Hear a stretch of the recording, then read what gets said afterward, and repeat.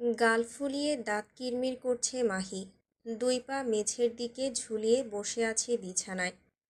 যখন তখন লোকটা ধমকায় উড়ে এসে জুড়ে বসে এক প্রকার। কেন? সে ওকে নিজ আস্তানায় নিয়ে এসেছে বলে মাথা কিনে নিয়েছে নাকি? মাহির এহেন অতর্কিত ভাবনার মাঝেই ঘরে সার্ভিং র্যাক নিয়ে প্রবেশ করলেন মেইডেনিরা। মাহিকে বিছানার এক কোণে অমন গাল ফুলিয়ে বসে থাকতে দেখে তিনি কেমন ভ্রু কুঁচকালেন। সার্ভিং র্যাকটা ঠেলতে ঠেলতে এসে দাঁড়ালেন বিছানার অন্য পাশে। অতপর র্যাকটা ঠায় দাঁড় করিয়ে রেখে 2 কদম বাড়িয়ে এসে বসলেন মাহির একদম গা ঘেঁষে। মাহি নড়ল না, চলল না। মেইডেন তখন আলতো করে এক হাতে জড়িয়ে ধরলেন মাহিকে।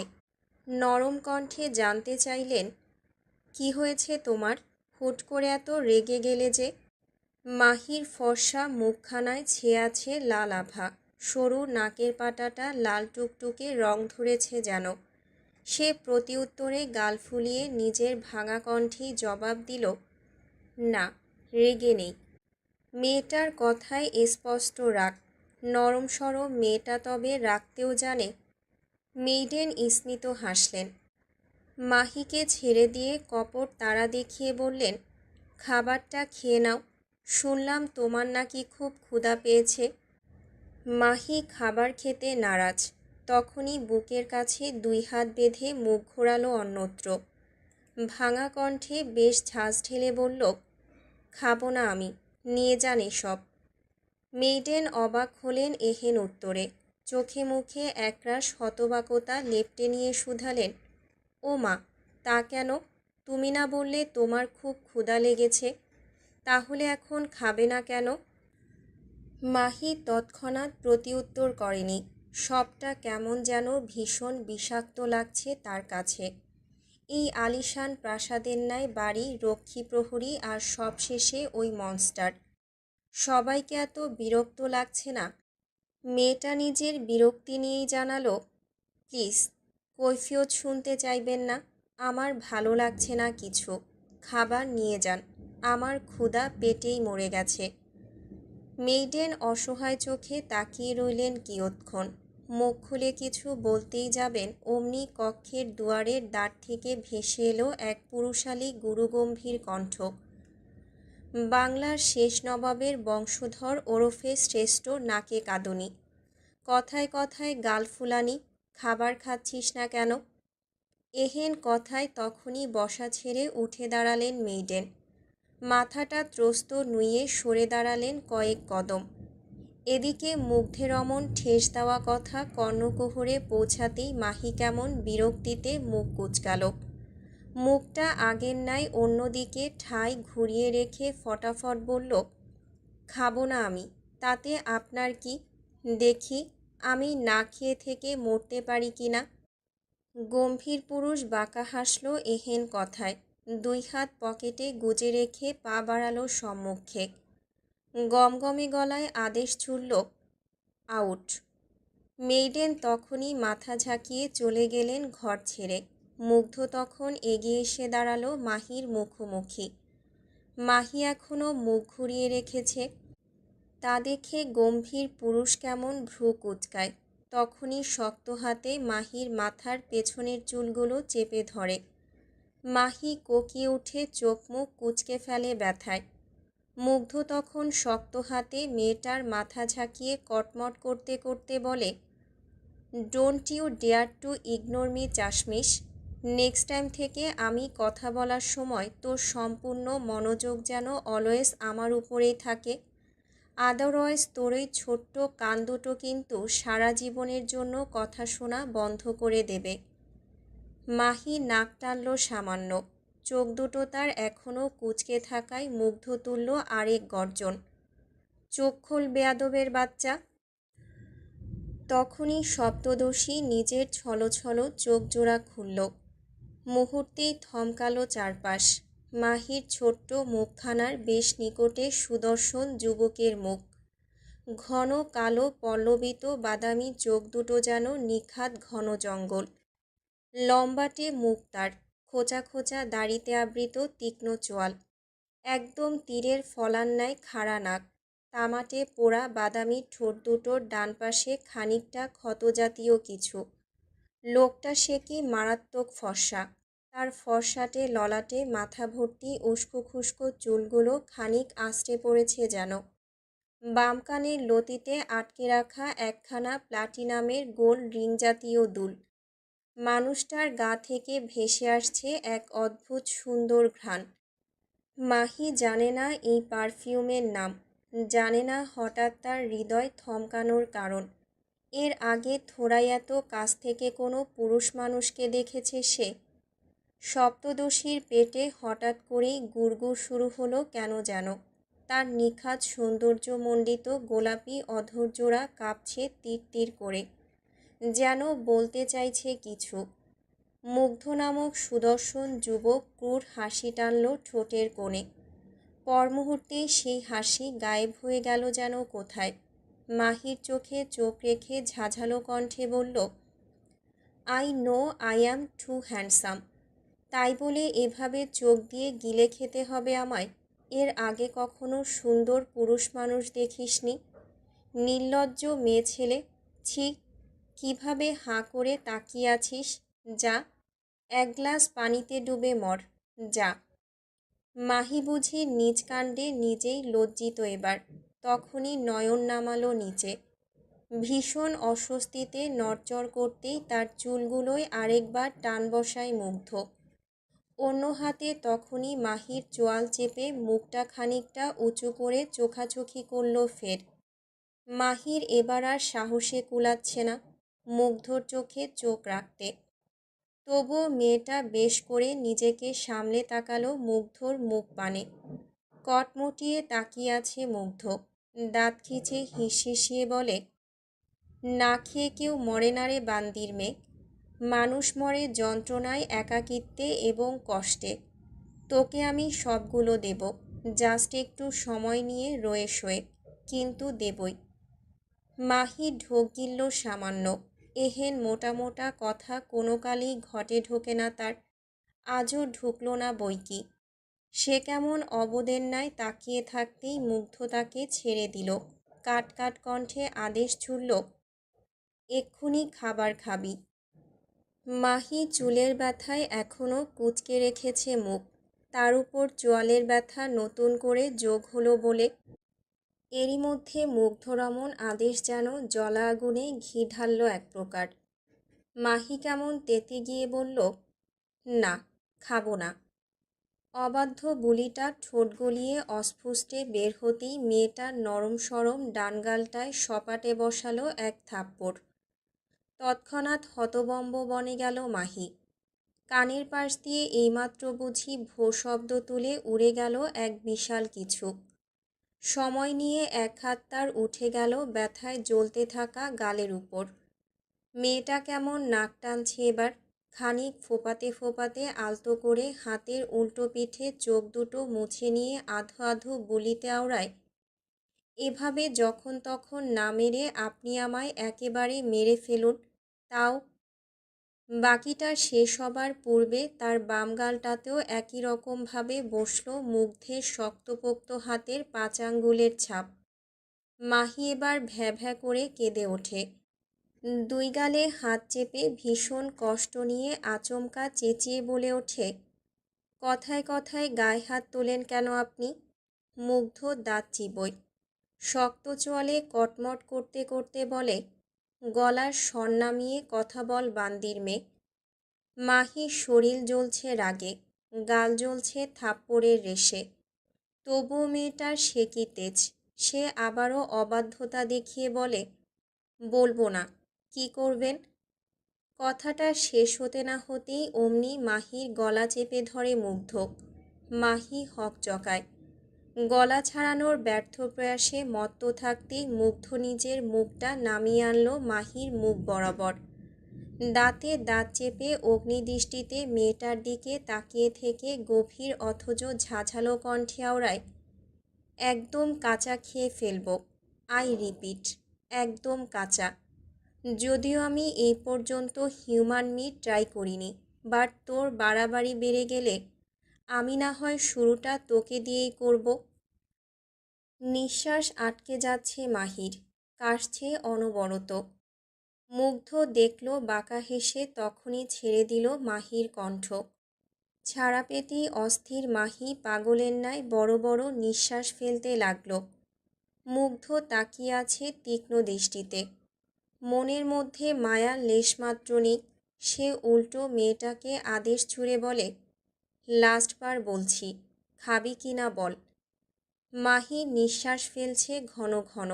উত্তর দেবার পরিস্থিতিতে সে নেই। মুগ্ধ ধরে নিল মেয়েটা বোধহয় আবারও অবাধ্যতা করছে তার।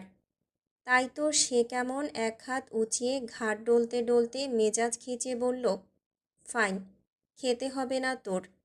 এমনি তো গত রাত থেকে আমার প্রাডা যথেষ্ট ক্ষুধার্ত। চল তাহলে, তোকে ওর পেটে চালান করে দিয়ে আসি। ওঠ। প্রাডার কথা শুনতেই এতক্ষণে বীরাঙ্গনা ভাবস্রোত এক নিমেষেই পালালো মাহির।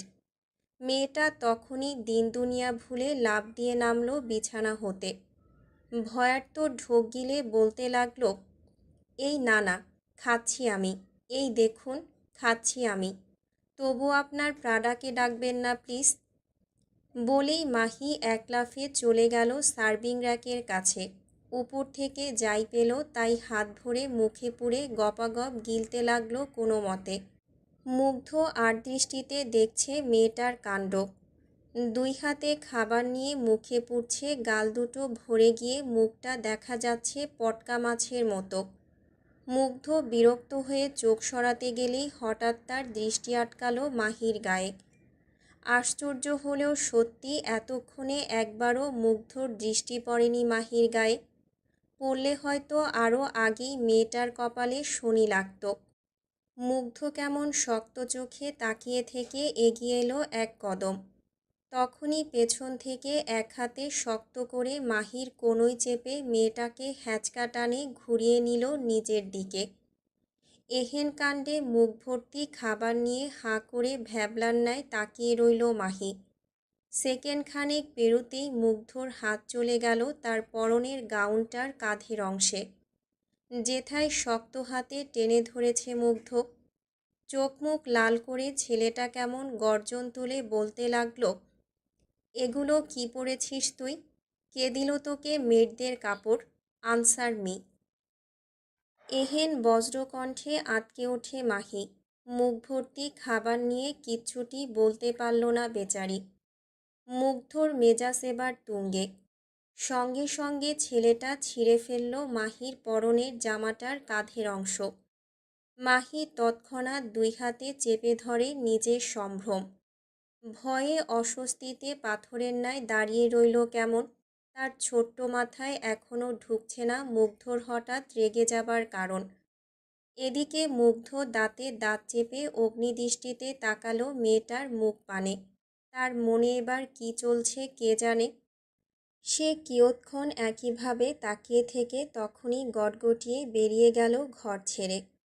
ওদিকে তার প্রস্থান ঘটতেই জামার ছেঁড়া অংশ চেপে ধরে ধপ করে মেঝেতে হাঁটু মুড়ে বসে পড়ল মাহি। চোখ দুটো বোধহয় শুকিয়ে গিয়েছে তার। না হলে তো এতক্ষণে এক দুই ফোঁটা অশ্রু ঠিকই ঝরত সপ্তদশীর কাজল দিঘি চোখ দুটো থেকে। বিকেল নেমেছে বেশ কিছুক্ষণ হবে। বাড়ির পেছনের চেরি ব্লসম ট্রি বাগানে হাঁটাহাঁটি করছে সিদ্ধার্থ। বিকেলের সময়টা এই বাগানে বেশ ভালো কাটে তার। চারিদিকে নৈসর্গিক সৌন্দর্য যেন বরাবরই মুগ্ধ করে তাকে। সেই টানে আজও ছুটে এলো ছেলেটা। তবে তার মুখটা আজ গম্ভীর। কপালে একরাশ চিন্তার ছাপ। সে একবার কি মনে করে হাঁটার মাঝপথে ঘাড় উঁচিয়ে তাকালো প্যালেসের দোতলার দিকে। তখনই তার নজরে পড়ল মাহি। মেয়েটা জানালার পাশে কাউচে বসে দূর আকাশপটে তাকিয়ে আছে। সিদ্ধার্থের হঠাৎ কি হলো কে জানে, তার সারা শরীর কেমন ঝাঁকিয়ে উঠল দেখো। ছেলেটা তড়িঘড়ি করে নিজের নজর লুকালো এদিক ওদিক। চোরের মতো কাচুমাচু করতেই হঠাৎ টের পেল নিজ কাঁধে কারো হাতের শীতল স্পর্শ। তখনই হকচকিয়ে পেছনে ফেরে সিদ্ধার্থ। সম্মুখে চিরচেনা এক গম্ভীর মানুষকে দেখে ভড়কে গিয়ে অস্ফুটে আওড়াল, অ্যাডুইন। সামনে দাঁড়িয়ে থাকা গম্ভীর মুখ বিদেশি পুরুষ হাসল ঠোঁট পিষে। গোলগাল মুখ তার। কপাল থেকে ডান গাল বরাবর আড়াআড়িভাবে বসে আছে একখানা গভীর দাগ। সে কি বীভৎস রূপ তার! ডান চোখ ঠিক থাকলেও বাম চোখে পড়ে আছে সফেদ রঙা লেন্স। পরনের কালো ফরমাল প্যান্টে 2 হাত ঢুকিয়ে সন্দিহান গলায় জিজ্ঞেস করল, কী ব্যাপার সিট? আমায় দেখে হঠাৎ করে এত ভড়কে গেলে কেন? সিদ্ধার্থ আমতা আমতা করছে। শুকনো ঢোক গিলে কোনো মতে বলছে, কই না তো। অ্যাডুইন বিচক্ষণ মস্তিষ্কের মানুষ। মিথ্যেগুলো খুব সহজেই ধরে ফেলতে পারেন তিনি। শত হলেও মনস্টারের রাইট হ্যান্ড বলে কথা। মনস্টারের মতো একটু আধটু ভয়ঙ্কর না হলে কি আর হয়? অ্যাডুইন ক্রমশ এগিয়ে আসে সিদ্ধার্থের দিকে। সিদ্ধার্থ ভয়ে ভয়ে কদম পেছাচ্ছে বেশ। তবে খুব বেশি পেছাতে পারল না বেচারা। তার আগেই তাকে আটকে ফেলে অ্যাডুইন। খুবই সূক্ষ্মতার সাথে কোমর থেকে বন্দুক বের করে এনে ঠেকিয়েছে সিদ্ধার্থের গোপনাঙ্গ বরাবর। তার টের পেতেই ভয়ে তটস্থ সিদ্ধার্থ। হকচকিয়ে মুখ খোলার আগেই শোনা গেল অ্যাডুইনের গম্ভীর কণ্ঠ, কি লুকাচ্ছ? সিদ্ধার্থ তড়িঘড়ি করে মাথা নাড়ায় 2 দিকে। ভয়ার্ত কণ্ঠে বার কয়েক ঢোক গিলে বলে, বিশ্বাস করুন অ্যাডুইন, আমি কিচ্ছু লুকাচ্ছি না। অ্যাডুইনের চোখে মুখে স্পষ্ট অবিশ্বাসের ছাপ। সে আবারও স্নিগ্ধ গলায় জিজ্ঞেস করে ওঠে, তাহলে তোমার মুখটা এমন চোরের মতো কাচুমাচু করছে কেন? আসলে অ্যাডুইন, আমি ভুল করে মনস্টারের কি করেছ মনস্টারের? অ্যাডুইনের কণ্ঠে স্পষ্ট বিচলিত ভাব, চোখে মুখে এক প্রকার আগুন। সিদ্ধার্থ ভয়ে গুটিয়ে গেল আবারও। তখনই নিজেকে শুধরে বলল, না মানে বলছিলাম কি, আমি ভুল করে মনস্টারের নিষিদ্ধ জিনিসের দিকে তাকিয়েছি, তাই এভাবে কাচুমাচু করছিলাম। বিশ্বাস করুন অ্যাডুইন, আমি এমনটা ইচ্ছে করে করিনি। অ্যাডুইন ভ্রু কুঁচকে তাকিয়ে আছে কেমন। সিদ্ধার্থের বলা কথাটায় এক প্রকার টুক করে ধরে পরক্ষণেই পাল্টা প্রশ্ন করল, নিষিদ্ধ জিনিস বলতে? সিদ্ধার্থ মাথা নোয়ায়। জড়সড় ভাব ধরে রয়েসয়ে জবাব দেয়, প্যালেসের দোতলার দিকে তাকাবেন না অ্যাডুইন, সেখানে আপাতত মনস্টারের নিষিদ্ধ জিনিস আছে। অ্যাডুইন মাথা তুলে তাকায়নি একবারও, তবে তার কৌতূহল যেন ক্রমশ বাড়ছে নিষিদ্ধ জিনিসটা কি তা জানার জন্য। সে নিজের বন্দুকটা আরেকটু চেপে ধরল সিদ্ধার্থের গায়ে। দাঁত খিচে জিজ্ঞেস করল, সোজাসাপটা উত্তর দাও, এই নিষিদ্ধ জিনিসটা কি?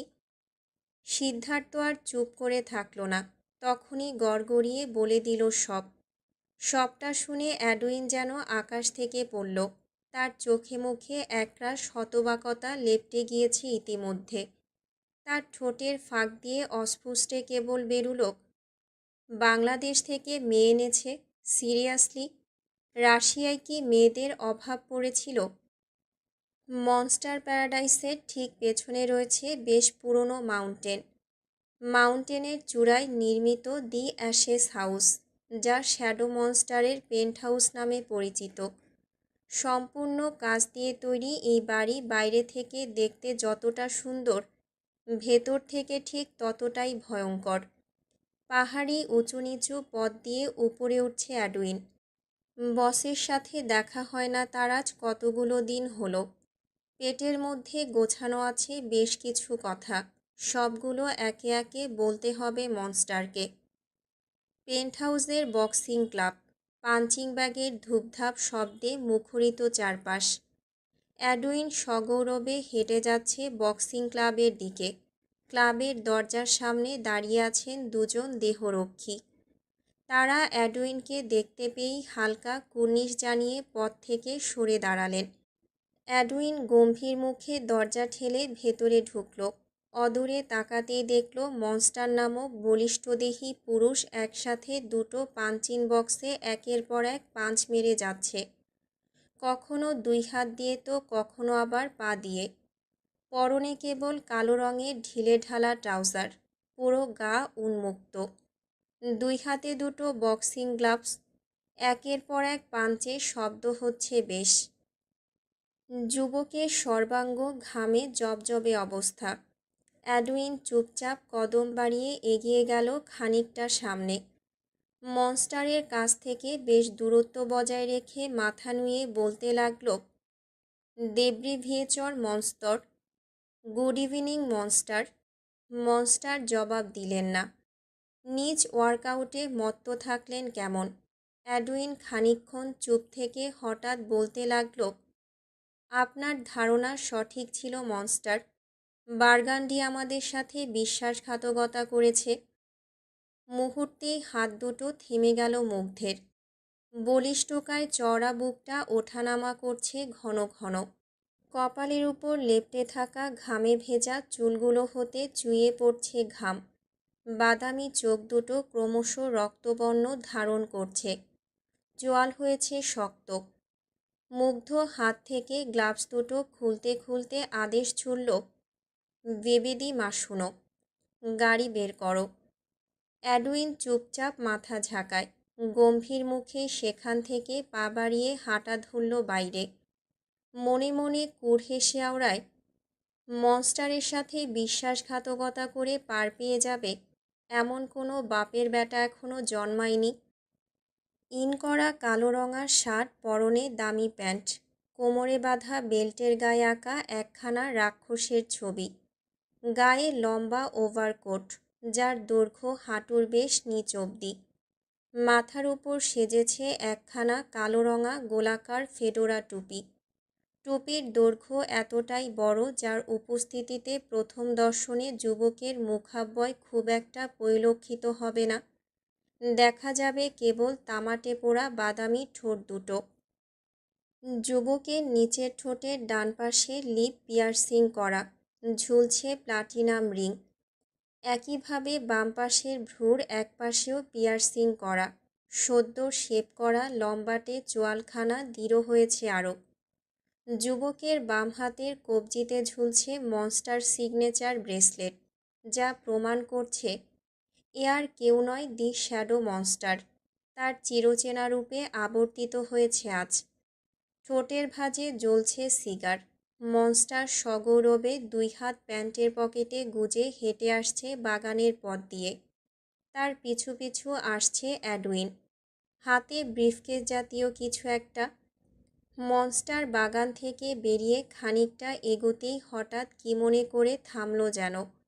ধীরে ধীরে নিজের ফেডোরা টুপির আড়ালে লুকায়িত বাদামি চোখজোড়া উপরে তুলে প্যালেসের টাওয়ারে তাকাতেই হঠাৎ দেখল কেউ একজন তাকে দেখামাত্রই লুকিয়েছে সন্তর্পণে।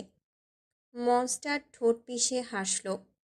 তীক্ষ্ণ দৃষ্টি উপরে তাক করে রেখেই গমগমে গলায় ডাকল, সিট। বেচারা সিট চেরি ব্লসমটির আড়ালে লুকিয়েছিল এতক্ষণ। তবে মনস্টারের বাড়িতে থেকে তারই চোখ ফাঁকি দেওয়া কি আর এত সহজ? সিট ধরা পড়ে যাওয়ায় কেমন কাচুমাচু মুখ নিয়ে এগিয়ে এলো চুপচাপ।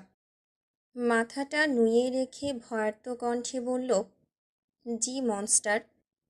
মুগ্ধর চোখ নেমেছে সিদ্ধার্থের উপর। সে ধীরে ধীরে নিজের ঠোঁটের ফাঁক থেকে সিগারটা সরিয়ে নিল এক হাতে। অতঃপর শান্ত অথচ ভয়ানক কণ্ঠে শুধালো, খেয়াল রাখবি আমার অপছন্দের জিনিসের আশেপাশে যেন একটা মাছিও ভন ভন না করে। আর ভুলক্রমেও যদি এই মাছি তুই হয়ে যাস তাহলে নো প্রবলেম। ফিরে এসে তোকে আমার হাঙরদের খাবার বানাবো। Hope you got my point kiddo. পুরো শরীর জুড়ে ঝংকার বয়ে গেল সিদ্ধার্থের। গলায় নামল অনাকাঙ্ক্ষিত শুষ্কতা। বেচারা মুখ ফুটে বলতে অবধি পারল না কিছু, স্রেফ মাথা নাড়ালো উপর নিচ। মুগ্ধ আর বলল না কিছু। সিদ্ধার্থ তৎক্ষণাৎ পথ থেকে সরে দাঁড়াতেই মুগ্ধ গটগট পায়ে হেঁটে চলে গেল। এদিকে সে যেতেই বুকের উপর হাত ঠেকিয়ে বড় বড় নিঃশ্বাস ফেলতে লাগল সিদ্ধার্থ। বাইরে এত বাতাস, তবুও কপালটা কেমন ঘামছে তার। বেচারা দুরু দুরু বুকে পকেট হাতড়ে রুমালটা যেই না বের করবে অমনি প্যালেসের দোতলা থেকে ভেসে এলো মাহির ভাঙা কণ্ঠ। এই যে শুনছেন, এবার বুঝি ভয়ে হার্টবিট বন্ধ হয়ে যাবার উপক্রম সিদ্ধার্থের। বেচারার হাত পা কাঁপছে অনবরত। মেয়েটা তাকে ডাকছে কেন সে কি জানে না? তার দিকে চোখ তুলে তাকানোটাও সবার জন্য নিষিদ্ধ। সবচেয়ে বেশি নিষিদ্ধ সিদ্ধার্থের জন্য। সিদ্ধার্থের এহেন ভাবনার মাঝেই আবারও ভেসে এলো মাহির কণ্ঠ। কি ব্যাপার, আপনাকে ডাকছি শুনছেন না? সিদ্ধার্থ তৎক্ষণাৎ 2 কদম এগিয়ে এসে দেখে নিল মনস্টার এখনও ওয়াকওয়েতে আছে কিনা। যেই দেখল মনস্টার প্রস্থান ঘটিয়েছে বেশ আগেই অমনি বেচারা উল্টো ঘুরে এসে দাঁড়ালো আগের জায়গায়। ভুলেও মাথাটা না তুলেই জবাব দিল, কি বলবে? মাহি ভ্রু গোটায়। লোকটা অমন মাথা নুইয়ে রাখল কেন? কি হয়েছে তার? মাহির অবচেতন মন একবার চাইল গলা উঁচিয়ে জিজ্ঞেস করতে, তবে পরক্ষণেই ভাবল, থাকগে, যার যার ইচ্ছা। তাই মাহি আর প্রসঙ্গ বড় করল না। সোজাসাপটা জিজ্ঞেস করে উঠল, এই মনস্টার এমন সেজে গুজে কোথায় যাচ্ছে? সিদ্ধার্থ কেমন অদ্ভুত হাসল মেয়েটার কথায়। নজর ঝুঁকিয়ে রেখে কণ্ঠ উঁচিয়ে কেবল জানালো, কোথায় আবার? যার শ্মশানে যাবার সময় ঘনিয়ে এসেছে তাকে শ্মশানে পাঠাতে যাচ্ছে।